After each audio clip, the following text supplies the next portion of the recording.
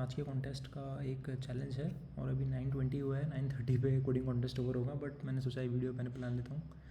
तो इस चैलेंज में हमें बेसिकली दिया हुआ है एक नंबर n और एक अनडायरेक्टेड ग्राफ जिसमें n नोड्स हैं और एजेस दी हुई हैं, और हमें अनडायरेक्टेड एजेस दी हुई हैं ai to bi जो कि एजेस में दी हुई होंगी, और हमें return number of pairs of different nodes that are unreachable from each other.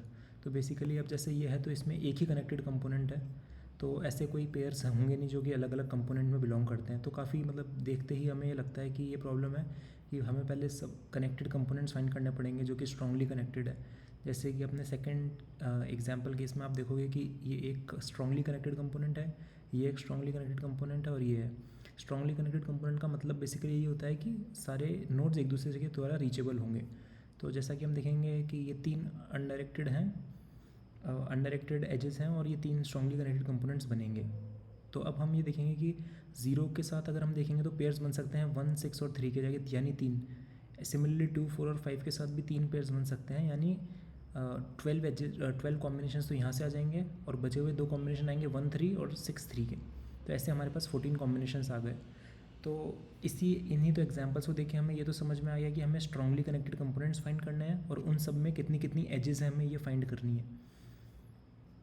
और नंबर ऑफ नोड्स 10⁵ है, तो कोई ऐसी एल्गोरिथम करनी पड़ेगी जो ऑफ n के अराउंड चल जाए, या n प्लस एजेस भी चलेगा।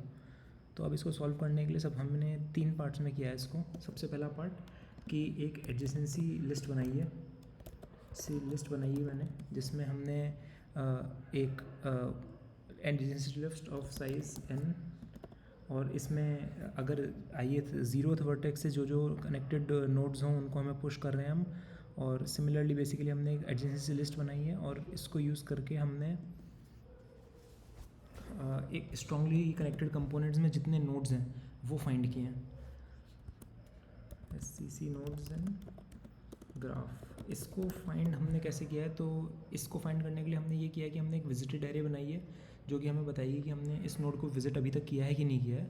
और दूसरा एक वेक्टर होगा जो कि नोड्स इन SCC, यानी जितने अलग अलग कॉम्बिनेशंस बनेंगे उन सबको स्टोर करेगा कि कितने कितने नोड्स हैं एक स्ट्रांगली कनेक्टेड कंपोनेंट में, वो स्टोर करेगा।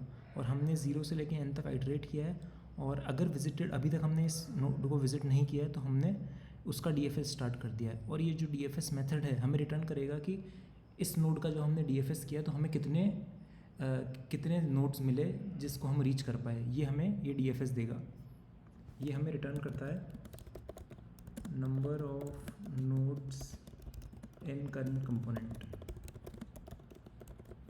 तो जैसा कि आप देखेंगे कि सबसे पहले हम ये कर रहे हैं कि इसमें हम visited of node equals to true कर रहे हैं, क्योंकि अभी तक ये नोड विजिट नहीं हुआ। डेफिनेटली हमने करंट इक्वल्स टू 1 किया, यानी कितने नोड्स हैं इस कनेक्टेड कंपोनेंट में उसको 1 किया। फिर हमने इसकी एडजेसेंसी लिस्ट देखी कि इसके चाइल्ड नोड्स कौन कौन से जो कि हम इसके द्वारा रीच कर सकते हैं, और अगर वो चाइल्ड नोड हमने विजिट नहीं किया है तो हमने उसका DFS चालू कर दिया और उसको करंट में ऐड कर दिया। यानी इस चाइल्ड कंपोनेंट में इस चाइल्ड के जो भी इस चाइल्ड में जब हम आइटरेट करेंगे तो कितने हम नोड्स को विजिट कर पा रहे हैं वो ये DFS रिटर्न करेगा, जैसा कि हमने यहाँ पे लिखा है number of nodes in current component, और उसको हमने करंट में ऐड कर दिया है।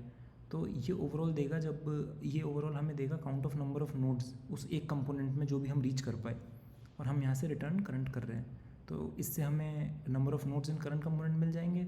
और ऐसे ही हम 0 से लेके n-1 तक आइटरेट करके दिखेंगे कि सभी एजेस सभी नोड्स को हम कवर कर सकें, और एक एक जो हमारे पास नंबर ऑफ नोड्स आएंगे उनको हम इसमें पुश कर देंगे, जो कि हमारा नोड्स इन SCC वेक्टर है।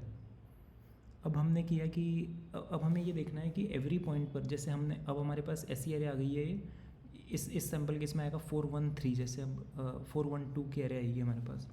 तो नोड्स इन SCC बेसिकली हमारे पास आया है 4, 1 एंड 2, टोटल 7 है, टोटल 7 नोड्स n 7 है इस केस में। अब हमने इसको कैसे किया है कि जब हम इस कंपोनेंट में हमारे पास 4 नोड है तो बचे कितने 3 नोड, तो हमने किया 4 × 3 12 कॉम्बिनेशन जो होंगे जो कि हम इन 4 से ले पाएंगे। सिमिलरली जब हम 1 पे गए तो ये 1 बचे हुए 2 के साथ कंबाइन करके 2 कॉम्बिनेशंस देगा।